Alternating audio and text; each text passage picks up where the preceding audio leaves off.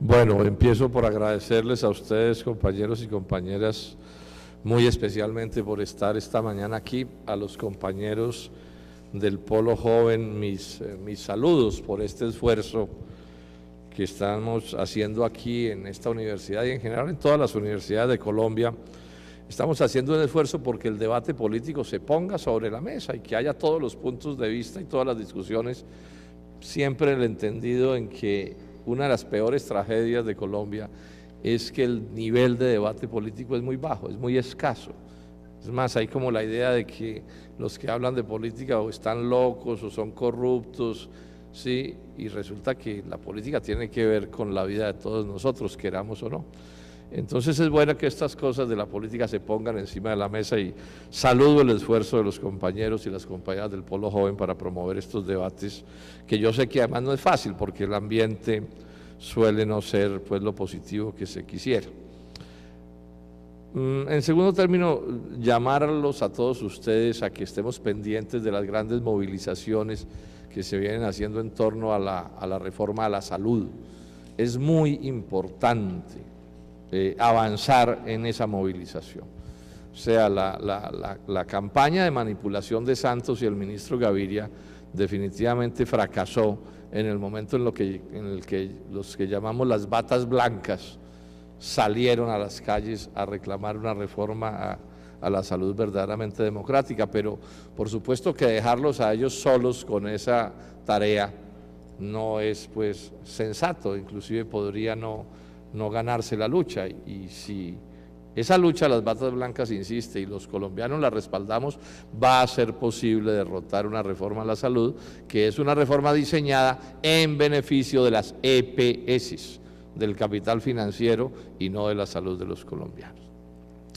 En tercer término, hombre, resaltar la satisfacción que siento por estar aquí en Cali y hacer una especie como de dar una especie de testimonio, ¿no? Es la gran labor que han venido desarrollando en el Congreso los compañeros del Polo de la bancada del Valle. Ningún departamento tiene, digamos, en el Polo el Valle es una cosa especial, ¿sí? Y lo han venido haciendo muy bien tanto Alexander López como Mauricio Ospina, senadores nuestros que hoy no nos acompañan, y lo ha venido haciendo supremamente bien Wilson Arias, ¿no? Que sin duda ha venido jugando un papel destacadísimo en la Cámara de Representantes, en el conjunto de los congresistas, pero en especial en los asuntos del Polo. Yo creo que ese es un reconocimiento que hay que hacerle a Wilson y señalar, y lo digo de la manera más directa y más clara, en que tenemos que hacer todos los esfuerzos para que Wilson vuelva a la Cámara de Representantes en las elecciones del año entrante. Estos paros agrarios de este año, que han sacudido el país, yo no recuerdo movilizaciones de ese tipo agrarias de tanta envergadura, sacudieron, digamos, la conciencia nacional sobre el tema agrario. Unos paros muy extendidos, multitudinarios, muy largos, soportando con todo valor civil y patriotismo la represión oficial que ha sido feroz. No es verdad que Santos haya atendido esos reclamos con una actitud democrática. Unas movilizaciones que han incluido campesinos, indígenas, obreros agrícolas y empresarios. Eso hay que señalarlo, claro, muchos menos, pero ahí han estado muchos de ellos también. Ese hecho, esa especie de fenómeno social, pues bueno, uno podría hablar muchas cosas de ese fenómeno social, que puede estar de entrada anunciando que tiempos de cambio vienen para Colombia. Pero lo que quiero señalar para empezar es que, a mi juicio, esa descomunal conmoción agraria lo que está reflejando es que Colombia tiene el peor modelo agrario que pueda concebirse. No es posible que a un país le diseñen una peor manera de atender sus asuntos agrarios que a Colombia. Espero poder demostrar eso, eso va a ser lo que voy a resaltar. Y dentro de eso, por supuesto, dentro de ese espantoso modelo agrario, pues ya nos dio muchas puntadas en uno de sus aspectos claves, Wilson con su intervención. Yo voy, además de también insistir en lo que ha mencionado Wilson, digamos, a mirar otros elementos, porque repito, la charla mía es como bregando a mostrar todo el panorama. En ese sentido es más esquemática y menos de detalle. ¿Qué agro tenemos en Colombia? ¿Qué agro recibió Juan Manuel Santos? Porque es verdad que los problemas agrarios no empezaron con Santos. Los problemas agrarios en Colombia son viejísimos, casi que desde siempre. Pero los problemas agrarios en Colombia se han agravado mucho desde 1990 con el gobierno de César Gaviria Trujillo. No se nos olvide esa fecha y ese personaje, que empieza a instalar en Colombia el modelo económico neoliberal o del libre comercio, de la apertura, del consenso de Washington. A eso se le da muchos nombres, las privatizaciones, lo que sea, pero toda esta cosa que ha venido sucediendo en Colombia, que explica las protestas agrarias enormes, tiene su inicio en el gobierno de César Gaviria Trujillo, ya digamos como una política determinante. ¿Qué agro tenemos hoy, después de 25 años de estar aplicando libre comercio? Ellos son astutos y dicen, no, pero es que el TLC con Estados Unidos apenas empezó hace un año, entonces eso no puede explicar lo que está pasando. Nos tratan como a idiotas. El libre comercio empezó en Colombia por lo menos en 1990, o sea que llevamos 25 años de esa vaina. Y 25 años es tiempo suficiente para saber uno si una teoría y una práctica funciona o no funciona. Bueno, ¿qué país tenemos? Primero, la pobreza rural en Colombia es escalofriante. Voy a hacer esfuerzos por no dar cifras para no enredar las cosas, pero sepan ustedes que la pobreza rural, la miseria rural, es supremamente grave y en esto hay un consenso. La pobreza mirada por donde ustedes quieran, por consumo de calorías, por ingresos, por la situación de las mujeres, de los niños, de los ancianos, no importa por dónde se coja, la pobreza rural es muchísimo más grande que la pobreza urbana.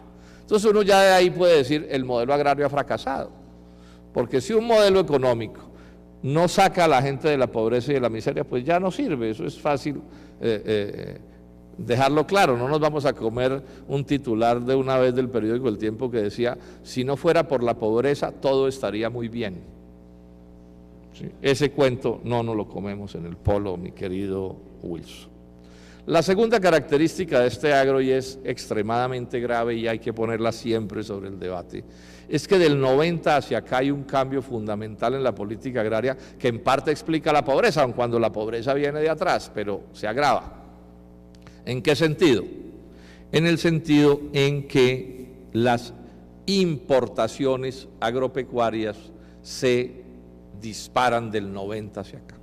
O sea, hasta el 90 la política general agraria era la política de la autosuficiencia alimentaria, o sea, Colombia debía producir sus propios alimentos, por lo menos, si no en el 100%, en proporciones muy altas. La decisión que se toma del libre comercio es señalar que Colombia va a empezar a sustituir el trabajo nacional por el trabajo extranjero en los asuntos agrarios y en los asuntos industriales. Aquí se nos ha dicho que el libre comercio es para exportar. Mentira, el libre comercio es para importar. Para eso está diseñado. Entonces, en estos 25 años, ¿qué ha terminado sucediendo? Que las importaciones se han disparado, las exportaciones se han mantenido básicamente igual. Inclusive desde las flores hace 40 años en Colombia no se crea un nuevo renglón de exportación agraria. O sea, en eso el fracaso ha sido rotundo. En cambio sí las importaciones, hoy veía un dato que las importaciones del año pasado ya fueron de casi 10 millones de toneladas, que es más del 30% del total, pues frente a la producción total nacional, o sea que estamos hablando de que está perdida la seguridad alimentaria, la soberanía alimentaria, todo ese tipo de cosas. Y esto por supuesto es pobreza, porque es quiebra campesina, quiebra empresarial, es menores ingresos, es desempleo, etcétera, etcétera. La otra tercera característica que vale la pena señalar del agro, y repito, esta es una charla muy como de esquema, cada tema podría dar para una charla entera, para abrirlo como una charla entera. La otra característica ya la mencionó también Wilson, que es la feroz concentración de la tierra rural en Colombia. El índice de Gini de propietarios, que es, digamos, una manera de medir esto, dice que tenemos un Gini de 0.89. Eso es de lo peor a escala mundial, bien difícil por encima de eso, y está subiendo. Y si tienen éxito en todas estas hazañas de la altillanura y en cambiar la ley 160 de baldíos, para darse ustedes más o menos una idea de qué quiere decir un índice de Gini de 0.89, 100 o 1 sería que una persona tuviera toda la tierra. O sea, estamos hablando de una cosa escandalosa, y también parte de la pobreza rural se explica por eso, porque si aquí en el Valle es 0.95, me dicen aquí, bueno, ¿sí? Porque por supuesto si una persona tiene media hectárea, un cuarto de hectárea, un 16avo de hectárea, pues casi que sin importar qué logre producir y a cuánto lo venda, pues está en unas condiciones de pobreza inevitables. O sea, ese es un tema clave y es un tema que ha sido debate siempre, digamos, en el mundo que se preocupa por los asuntos del campo. Pero yo he venido enfatizando un asunto del que en Colombia se ha hablado poco. A mí, incluso Wilson, me parece curioso por qué de este tema que voy a mencionar se habla poco, que a mi juicio es el peor problema del agro y es la prueba reina de que tenemos el peor modelo agrario. Es que en Colombia la tierra, en proporciones inmensas, no es un factor de producción agropecuaria, sino un factor de especulación inmobiliaria. Las cifras son elocuentes. Colombia tiene unos 22 millones de hectáreas, digamos, hábiles para la agricultura, que es el uso más deseado de la tierra. En los países desarrollados el ganado no pasta por ahí, ¿cierto?, sino que el ganado lo alimentan con grano, producto de la agricultura. Sí, porque la agricultura puede ser mucho más productiva que la producción pecuaria propiamente dicha. Sin embargo, en Colombia, de 22 millones de hectáreas agrícolas, apenas se cultivan un poco más de 4. O sea que estamos hablando del orden de 17 millones de hectáreas, 16, 18, bueno, ¿sí?, de tierras con vocación agrícola subutilizada. ¿Qué quiere decir subutilizada? Que están en formas de ganadería súper extensiva, una vaca de vez en cuando, ¿sí?, o en rastrojos o un arbolito por ahí o alguna cosa.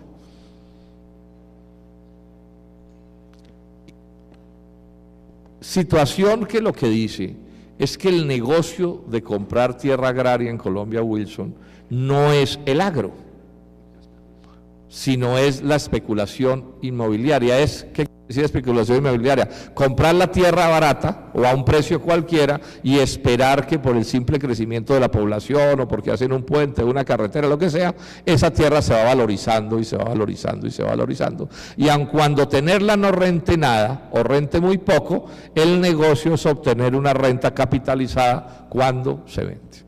Me explicaba algún hacendado. El asunto de las vacas que se ponen en los predios, en la mayoría de estos predios lo que hay son unas cuantas vacas, o un arbolito. Me decía este personaje que me tropecé alguna vez, me decía, no, es que el secreto de eso, senador, es que con esa vaca o ese arbolito, eso se pone es para que no le invadan a uno la finca. Porque claro, si la finca está absolutamente abandonada y no hay ni mayordomo, ni hay nada, ni hay una vaca, ni un arbolito, pues incluso en las normas en Colombia permite ocuparla y que cambie de dueño. ¿Por qué digo yo que esto es lo peor que pueda suceder? Porque en el mundo puede haber un debate inmenso sobre quién debe producir la tierra. Y hay teorías, hay gente que dice, no, la tierra debe estar en manos de los más grandes porque los más grandes la pueden poner a producir mejor. Otros pueden decir, no, la tierra debe estar sola, toda en manos de campesinos, y dar una explicación de las ventajas de la economía campesina. Yo defiendo la idea de que Colombia necesita un agro de tipo dual, o sea, un agro en que haya una economía campesina e indígena protegida por el Estado, próspera, pero puede haber también, y efectivamente lo hay, yo creo que debe haberlo, una economía empresarial con obreros agrícolas con derechos laborales, ¿sí?, y protegida también por el Estado. Y en el mundo empresarial prefiero las propiedades pequeñas o medianas a las descomunales. Pero todo eso es el entendido en que el debate es para que la tierra produzca. Porque lo peor que le puede pasar a un país es que la tierra se le quede improductiva. O sea, ustedes pueden encontrar, digamos, en Estados Unidos hoy, inclusive tienden a ser muy grandes los establecimientos agrarios, pero en general están produciendo. Uno puede tener Turquía, que es un país solo de campesinos, pero es produciendo. Pero aquí estamos, repito, en lo que a mi juicio es el peor de los mundos. Porque la tierra tiene sentido, pues socialmente hablando, es si con ella se genera riqueza. O sea, la tierra tiene sentido en la medida en que las manos y la inteligencia de los seres humanos se aplique productivamente sobre esa tierra y esa tierra genere riqueza. Entonces mi teoría es que tenemos el peor modelo agrario del mundo. Aquí pueden aparecer muchas discusiones, ¿por qué pasa eso? Entonces uno podría decir, no, es que lo que pasa es que los que las tienen no les gusta trabajar, o sea, es un problema de un individuo o de una persona. Pero otros podrían decir, no, lo que pasa es que el modelo agrario nacional hace que el que siembre, el que cultive, se quiebre. Y entonces, pues, los seres humanos bregamos o tienen pues por su manera, digamos, social de pensar, la idea de que las cosas deben ser rentables. Y aquí también, por supuesto, se abre otro gran debate. No voy a entrar en esos debates en este momento, ya he fijado cuál es mi posición, la idea del modelo agrario de tipo dual, pero enfatizo, para producir, no para especular. Bueno, y a esto agreguémosle un factor que se empieza, como ya se mencionó aquí, desde principalmente el gobierno anterior, que es el fenómeno de la extranjerización de la tierra. O sea, todo este desastre agrario que ya he mencionado, de TLCs, de pobreza, de falta de producción, de concentración de la tierra, entonces en el gobierno anterior de Álvaro Uribe le meten un ingrediente nuevo, que es la política que, como mencioné ya aquí, Wilson ha existido antes, pero ya se define como política, que es extranjerizar la tierra, o sea, entregarle porciones inmensas o todo el territorio nacional a los inversionistas extranjeros, porque en Colombia hoy no hay ninguna norma que limite el acceso de los extranjeros a la tierra, incluso si la tierra la compran para especular. O sea, aquí podría suceder que el día de mañana llegara un extranjero, se comprara las tierras del Valle del Cauca y la llenara de casitas de recreo, y nada se lo prohibiría o se lo impediría. Bueno, también lo pueden hacer los nacionales. O sea, mientras en otros países del mundo y en Europa esto es muy notorio, el Estado vigila que la tierra se vuelva producción. O sea, que la tierra esté en la producción, o sea, que la tierra no se vuelva casitas de veraneo. En Colombia, digamos, la sabana de Bogotá, que es una de las mejores tierras que una pueda concebir, cada vez más se ha ido volviendo, digamos, tierras para viviendas de lujo, que también al final son un negocio de especulación inmobiliaria, ¿sí? Porque con el paso de los años ahí se terminarán haciendo edificios. Eso es entonces lo que encontró Santos, y eso es lo que al país le parecía horrible en el gobierno anterior. Santos llega y entonces se presenta como el gran reformista en el sentido ese supuestamente positivo que tiene cualquier reforma.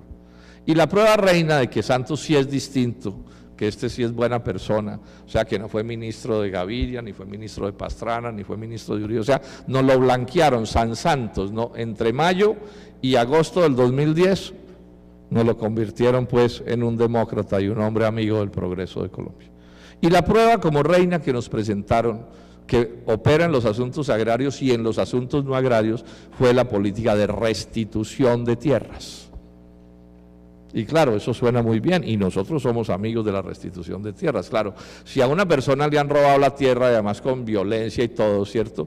Pues lo menos es que el Estado haga esfuerzos por devolverle la tierra a ese compatriota. Pues el pueblo está de acuerdo con eso en general.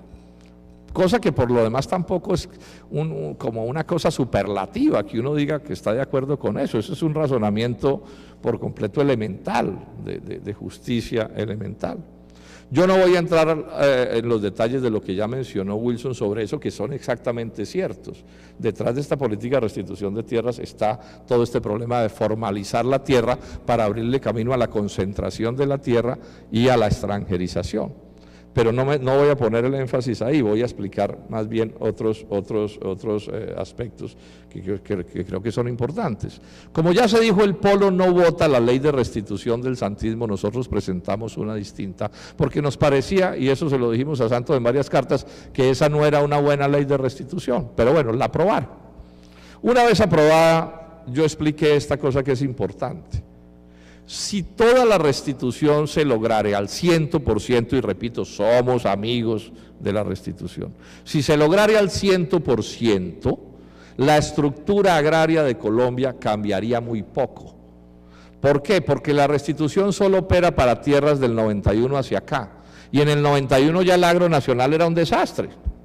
O sea, ya la situación de concentración de la tierra, de baja productividad, etcétera, de fenómeno de especulación ya estaba presente. Eso no empieza con el libre comercio, el fenómeno de la especulación con el suelo rural.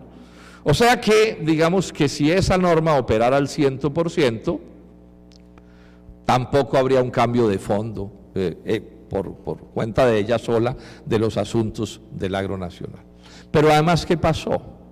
Rápidamente descubrimos, yo en eso estuve muy pendiente, que Santos se dedicó a mentirle a Colombia y a presentar como restituciones lo que eran titulaciones de baldíos o de otro tipo de zonas rurales. De frente, a mentir. Toda la estadística, eso lo probamos en un debate que hicimos en el Senado, no sé cuántas noticias salieron de la Casa de Nariño mintiendo, presentando como restituciones de tierras cuando no se había hecho ni una sola restitución. Bueno, tanto, digamos, le dimos a eso que por fin les dio como penita, algo de vergüenza les entró, y de eso no han vuelto a hablar, por lo menos de esa manera fraudulenta. En ese debate pasó una cosa muy importante y muy grave, y es que al mismo tiempo en que decíamos que no, que eran falsas las cifras, les decíamos que no habíamos restituido ni una hectárea y les advertíamos, no van a cumplir en la restitución, no van a cumplir en las 160.000 restituciones por 2 millones de hectáreas, que fue lo que prometió Santos. Y en ese momento entonces se para el doctor Juan Camilo Restrepo, astutamente escogido en el Partido Conservador para presentarlo como un conservador, entre comillas, progresista. Porque ese es el tipo de trampas que se utilizan en Colombia. Y entonces se paró el doctor y nos dijo, no, es que el gobierno no tiene meta de restitución. No hay metas. Cualquier número de restituciones que se haga estará bien. Pues bueno, falso, porque probamos hasta la saciedad que sí había una meta de 160.000 restituciones por 2 millones de hectáreas al 7 de agosto del año entrante. ¿Por qué era tan importante el problema de la meta? Bueno, pues porque por supuesto no da lo mismo echar un cuento que concretar una realidad, pero además por esto, porque a partir de el 7 de agosto del año entrante, a la restitución le entran otras 200.000 restituciones que hay que hacer. Porque el problema final del despojo es de por lo menos 360.000 familias, es lo que ellos han dicho. Y la ley 1448, que es la restitución, pierde su vigencia a los 10 años de aprobada. Luego, lo que no se restituya a los 10 años, y los 10 años empezaron a contarse desde el año pasado, lo que no se restituya, digamos, al 2022 o 2023, quedará saneado, así haya sido el producto del despojo. Entonces, fíjense que la discusión sí era una discusión importante. Luego, entonces, hoy estamos en esa situación, pero con este agravante. De acuerdo con la información de la Contraloría de hace 15 días, ¿saben cuántas restituciones van? Menos de 450 restituciones por 12.000 hectáreas. Menos de 450 restituciones por 12.000 hectáreas. Y la meta al año entrante son 160.000 por 2 millones de hectáreas. Esa es la realidad de las cifras. Entonces, como vamos a ver ahorita, este cuento de la restitución de tierras es en manos de Santos, y repito, estamos de acuerdo con la restitución, y en parte hacemos esta discusión es porque queremos que haya restitución. Entonces aquí estamos ante el caso, como vamos a ver más adelante, ya anticipó Wilson, estamos ante el caso en que la restitución es una cortina de humo para tapar otras cosas, con una curiosidad muy santista, ¿no? Es que es una cortina de humo que ni humo echa. Ni humo echa. Porque si hubiera las 160.000 restituciones, eso tampoco le quitaría el carácter retardatario a la política agraria de Santos, que ya ha mencionado Wilson y que voy, digamos, a enfatizar un poco. ¿Cuál es el resto de la política agraria de Santos? ¿Qué es lo que Santos intentó tapar con esta historia de la restitución de tierras? Primero, más libre comercio. Más libre comercio. Y hay una cosa que hay que decir con toda claridad. En ambiente de libre comercio no habrá agro en Colombia. En ambiente de libre comercio no habrá industria en Colombia. En ambiente de libre comercio, Colombia no podrá resolver ni uno solo de sus problemas de atraso y de pobreza. Es así de categórica la afirmación. Eso podría ser objeto de otra charla, pero los datos y las cifras son un hecho. Jóvenes y profesores, estamos importando 10 millones de toneladas de alimentos y apenas van a empezar los TLCs más duros. Apenas estamos empezando a tener que enfrentarnos con los gringos. Apenas vamos a tener que empezar a enfrentarnos con los europeos. Y cada año aumenta la puerta abierta hacia potencias agrícolas como Argentina, como Brasil, el propio Canadá. Y entre las muchas diferencias que nos impiden competir, que son de todo orden, empezando por las propias naturales, uno no puede llamar a ninguna parte, así por favor hágame 1 millón de hectáreas de pampa húmeda argentina, y me las localizan, digamos, en Casanare, ¿cierto? Ni puede cambiar la luminosidad de la zona templada por el trópico, porque es que las trabas de esta cosa son todas. Pero además por los subsidios. Estados Unidos acaba de cambiar su Farm Bill, que es como llaman ellos una ley de subsidios, que no son todos los subsidios, pero que es una parte bien importante. La cambiaron hace unas semanas. Estaba en 50.000 millones de dólares al año y la pasaron a 96.000 millones de dólares al año. Los subsidios europeos valen 70.000 millones de dólares al año, perdón, 70.000 millones, pero de euros al año. ¿Y entonces qué vamos a competir con eso? No se puede competir con eso. ¿Qué hacemos? Es una mala noticia. No es posible. A este paso vamos a perder hasta la producción azucarera del Valle del Cauca. El año pasado entraron más de 300.000 toneladas de azúcar a Colombia. No es posible competir con los brasileños, por la escala de la producción no es posible, por los subsidios, por Embrapa, por todo. Y eso está aplastando la industria panelera, porque siempre que hay crisis en el azúcar, eso se convierte en derretilleros de panela y eso le pega a la panela. Y si las normas siguen, van a terminar acabando con una especie de norma que existe en Colombia que dice que la gran producción de caña no puede estar en la panela, porque la panela se le reserva a los campesinos. Bueno, eso en algún momento, si esta crisis sigue, lo cambian. Y están disparadas las importaciones de otra cosa que se llama jarabe de maíz, que es muy barato y con lo cual se endulza y que es parte del paquete del TLC. En el gobierno anterior nos echaron en la mentira de que íbamos a salir adelante con los TLCs produciendo agrocombustibles. Pues bueno, les cuento, hace unas semanas entraron 3 millones de litros de alcohol carburante a Colombia, importados de Estados Unidos. Y claro, uno puede tener muchas discusiones sobre las relaciones laborales en los ingenios azucareros del Valle del Cauca, y nosotros hemos, acompañado a esos reclamos de esos trabajadores y hemos venido a las puertas de las fábricas en sus huelgas, etcétera. Es una posición de principios del polo. Pero ojo, lejos también estamos de aplaudir que el día de mañana se quiebren los ingenios azucareros, y eso podría suceder. Así de complicadas son las cosas. Bueno, y ese es el eje de la política agraria de Santos. Ahí está empecinado en meter a Colombia en una cosa que se llama la Alianza del Pacífico, que es una especie de super TLC super empeorado, que ha tenido que la propia Sociedad de Agricultores de Colombia salir a protestar. Es el tipo de cosas que están sucediendo. Con respecto a la tierra, ¿cuál es la política agraria de Santos? Ya la mencionó. Con respecto a la tierra y a la producción, ¿cuál es la política agraria de Santos? Lo mencionó ya Wilson. Varias características. Uno, artículo 63 de su programa de gobierno, promover la gran producción agropecuaria. La gran producción agropecuaria.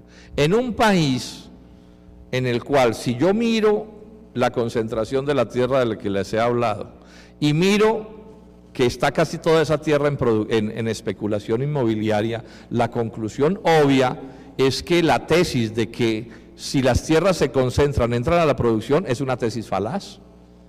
Porque es que eso es lo que nos están diciendo, no, es que los campesinos son inhábiles, son incapaces de producir, concentremos la tierra y la producción se disparará. Pues bueno, eso no es cierto en Colombia. Porque en Colombia, ya mencioné, la tierra está muy concentrada y está no en la producción, sino en la especulación. Yo creo que más por razones del modelo económico que por problemas individuales de las personas. Pero esa es la realidad. Sin embargo, el artículo 63 de los 106 del programa del gobierno de Santos dice promover la gran producción agropecuaria y cultivo de pancoger, o sea, la miseria campesina. Y dice también el programa de Santos, ya lo mencionó Wilson, desbaratar lo que ellos llaman acabar con la traba burocrática de la UAF, que es esa medida de economía campesina que protege que los baldíos del Estado solo se les puedan entregar a los pobres del campo. Bueno, ya mencionó cómo nos cambiaron el plan de desarrollo a las escondidas al país, la ley 160 del 94, y cómo está anunciado que el martes vuelven a presentar el proyecto. Esa es la política agraria de Santos. O sea, la política de concentración de la tierra y de la producción. Nadie en Colombia había propuesto en torno a tierras nada más retardatario que lo que está promoviendo Juan Manuel Santos. Nadie en toda la historia de este país. También lo dijo Wilson. Uribe lo pensó, pero no se atrevió ni a proponerlo. Ahí está el famoso discurso de la Facenda. Pónganlo, busquen en internet y verá que les aparece. Y Santos ya no lo logró cambiar una vez y viene por la segunda. Y todo esto pegado a la extranjerización de la tierra.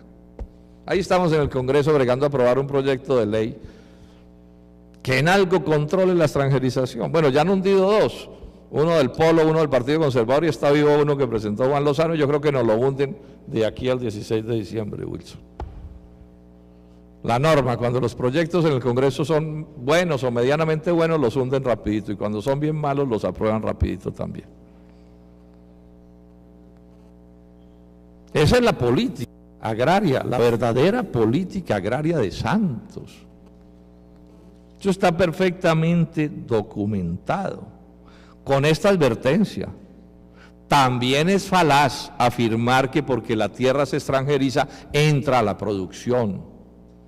El Banco Mundial señala, el Banco Mundial no, la FAO, señala que el 80% de las tierras de extranjerización en el mundo no han ido a la producción, sino a la especulación inmobiliaria.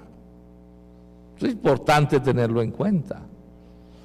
Es que si hay un negocio que ama el capital, es el negocio del monopolio. Y la tierra es por definición una forma de monopolio. Y en la medida en que crece y crece la humanidad, más, digamos, es escasa la tierra, o sea, más la lógica del monopolio se impone. Decía un cómico gringo del siglo XIX, compre tierra mi hijo, que de eso ya no hacen.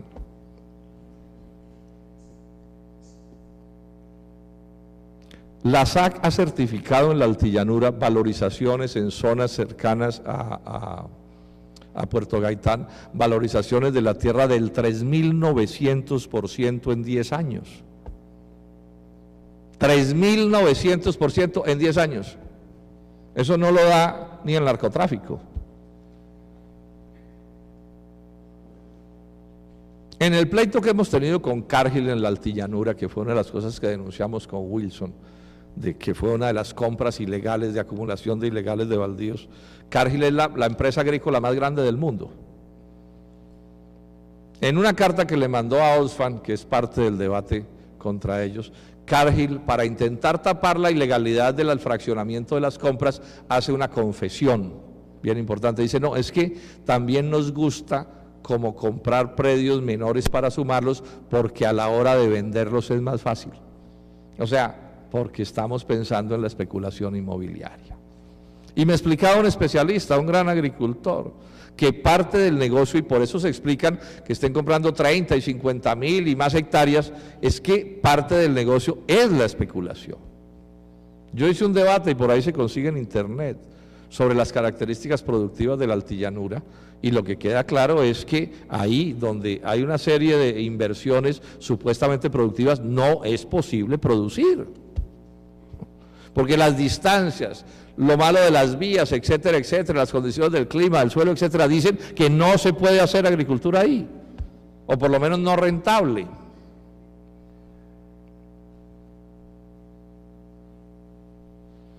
Y la otra parte de la política de Santos, también la mencionaban desde el gobierno anterior, pero digamos se enfatiza en este, y el colocar o el poner a Lizarralde de ministro es la prueba de que les encanta, es que ellos no ven al campesino como un hombre libre, como señor y dueño de su tierra, sino que para ellos el campesino primero es un inútil y un incapaz, cosa que se contrapone con todas las realidades estadísticas que ustedes quieran. O sea, hay pruebas de sobra de que la economía campesina puede ser una economía rentable, productiva, eficiente, etcétera, etcétera. O sea, hay pruebas de sobra, como también puede serlo la empresarial. Entonces estos han montado una campaña fealaz para presentar al campesino como una especie de idiota que lo que hace es impedir que el progreso llegue al campo, porque tiene las tierras, cuando esas tierras habría que entregárselas, es a los banqueros, al capital financiero, la bancarización, todo lo que ha mencionado Wilson. Y en medio de esa campaña, y como una manera de acabar de desbaratar este país, se inventaron la tesis de que el campesino lo que debe ser es un siervo de algún tipo de gran productor o de intermediario. Y ese es el pleito en buena medida con Lizarralde. O sea, este asunto de las asociaciones de las que ellos están hablando entre grandes inversionistas y campesinos tiene a mi juicio dos secretos. Un secreto es el secreto de tapar la acumulación de baldíos en la altillanura o en cualquier parte con el cuento de asociar a los campesinos. Lo que quieren es cambiar la acumulación ilegal de baldíos comprados por la acumulación legal de baldíos arrendados. Y entonces disfrazan al campesino de socio. Claro, es una sociedad como la del toche con la guayaba madura, ¿cierto? La de la mula y el jinete. Esa es una característica. O sea, la característica, digamos, instrumental de ocultar el despojo con falsas asociaciones. Y el hecho de que el inversionista grande se va a quedar con la tierra o para especular con ella o para hacer producción agraria. Y la otra forma que descubrimos en detalle en estos días estudiando los contratos de Indupalma, la empresa del Lizarralde o que él gerenció, y unos campesinos que ellos presentan como sus asociados, es ¿cuál? Es que no hay asociación. O sea, ¿cuál es el negocio de Lizarralde con esos campesinos? Es convertirlos como en unas especies de siervos. O sea, los campesinos ponen su pedazo de tierra, se endeudan con el Banco Agrario sobre esa tierra y todos los riesgos del negocio los corren los campesinos. O sea, si se daña el clima, pierden los campesinos. Si llegan las plagas, pierden los campesinos. Si lo que sea, todo el riesgo agrario, que es lleno de riesgos. Si no pueden pagar la deuda, les quita la tierra el banco. Si el PC, el cogollo, no sé qué, ¿cómo va Lizarralde o cómo va Indupalma ahí? Supuestamente asociada. No, no son socios de nada. Han armado un entramado jurídico de normas en las cuales los campesinos quedan convertidos como en unas especies de siervos de Indupalma, que es el operador de la plantación de palma. Y les cobra carísimo por operar, por actuar como capataz. Les cobra o el 14% de la inversión bruta en los 3 primeros años, que eso es confiscatorio, o el 8% de la producción bruta también en el resto del negocio. Y 0 riesgos para Indupalma. Y el negocio bueno de la palma, me decía un empresario, yo pierdo plata en el cultivo y gano en la extractora, o sea, el procesamiento, sacarle el aceite a la fruta. Me decía el empresario, doctor Robledo, yo pierdo plata en el cultivo y gano en la extractora. ¿De quién es la extractora de esas asociaciones de Indupalma? ¿De los campesinos? De Indupalma. O sea, los campesinos tienen por contrato que venderle toda su producción a Indupalma. ¿Y quién fija el precio de la fruta? Lo fija Fedepalma, que es la Federación de los Mayores Palmeros, fija unilateralmente el precio de compra. ¿Y saben quién tenía silla en la junta directiva de Fedepalma? Si dicen Lizarralde, adivinar. Y ese es el modelo que nos quiere Santos imponer por todo Colombia. Ahora, ese tampoco es un invento, Wilson, de Lizarralde, ahí investigamos y ya sabemos. Ese es un modelo que utiliza Cargill en el sudeste asiático y en África, que es el mismo modelo que utiliza Philip Morris con los campesinos del tabaco. O sea, un modelo de una especie de neoservidumbre. O sea, es algo así como juntar todo lo peor del feudalismo y lo peor del capital financiero y armar un solo paquete contra pobre campesino. Y eso nos lo quieren presentar como la 8ª maravilla del mundo. Entonces, que no nos diga nadie, como dijo Wilson aquí, que la política agraria de Santos es como es, moderna y reformista. Yo les pregunto a ustedes, jóvenes, ¿cómo puede ser peor una política agraria? O sea, cojamos un supercomputador y pongámosle cómo hacer la peor política agraria que pueda concebirse. Y sale la de Santos, la de Santos, la de Santos. No se puede, como yo no me he estado, realmente lo he pensado, Wilson, no se me ocurre cómo podría ser peor.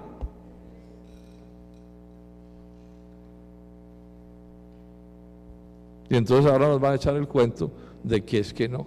Entonces nos resultó pues demócrata el doctor Santos. Entonces pueden organizar las cosas que quieran organizar, pero cuentos no nos echen. Y eso no lo va a cambiar Santos bajo ninguna consideración.